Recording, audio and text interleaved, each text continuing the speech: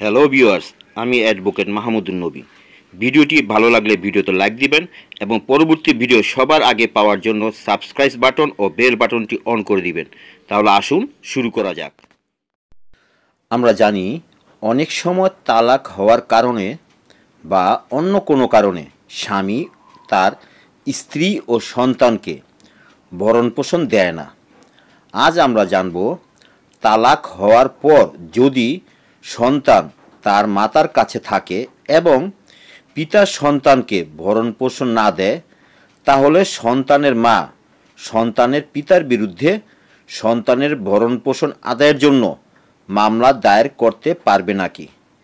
তাহলে আসুন ভিউয়ার্স, এই প্রশ্নের উত্তরটি আমরা আইন ও ধারাসহ জেনে নিই। উত্তর: হ্যাঁ, মামলা করতে পারবে যদি সন্তান তার মাতার কাছে থাকে এবং পিতামাতার তালাক হোক বা না হোক, মাতা সন্তানের ভরণপোষণের জন্য পিতার বিরুদ্ধে মামলা দায়ের করতে পারবে। এ সম্পর্কে বলা হয়েছে পারিবারিক আদালত অধ্যাদেশ 1985 আইনের 5 ঘ ধারাতে।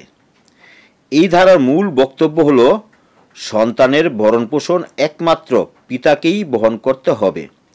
কাজেই বলা যায়, পিতামাতার মধ্যে তালাক হোক বা না হোক, পিতাকেই সন্তানের ভরণপোষণ বহন করতে হবে। তাই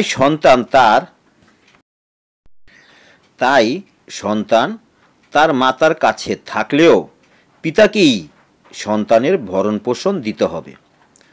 মাতাকে সন্তানের ভরণপোষণ আদায়ের জন্য পিতার বিরুদ্ধে মামলা দায়ের করতে হবে পারিবারিক আদালতে। সন্তান যদি মেয়ে হয়, তাহলে মেয়ের বিয়ে না হওয়া পর্যন্ত পিতাকে ভরণপোষণ দিতে হবে।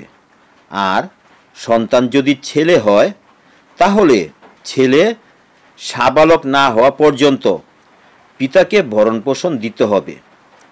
মামলা করার সময় বিবাহের কাবিননামা, তালাক হয়ে থাকলে তালাকনামা, সন্তানের জন্ম সনদ, পিতার বর্তমান ও স্থায়ী বসবাসের ঠিকানা ইত্যাদি কাগজপত্র লাগবে। যদি পিতা আগে ভরণপোষণ না দিয়ে থাকে, তাহলে যতদিনের ভরণপোষণ দেয় নাই ততদিনের ভরণপোষণের দাবি করতে পারবেন। যেমন, তালাক হয়েছে 1 মাস, কিন্তু পিতা তার সন্তানের ভরণপোষণ দেয় না 6 মাস আগে থেকে, তাহলে 6 মাস আগের ভরণপোষণ দাবি করতে পারবেন।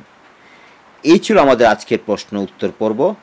এ বিষয়ে যদি কোনো প্রশ্ন থাকে আমার কমেন্টস বক্সে প্রশ্ন করবেন, আমি তার উত্তর দিতে চেষ্টা করব।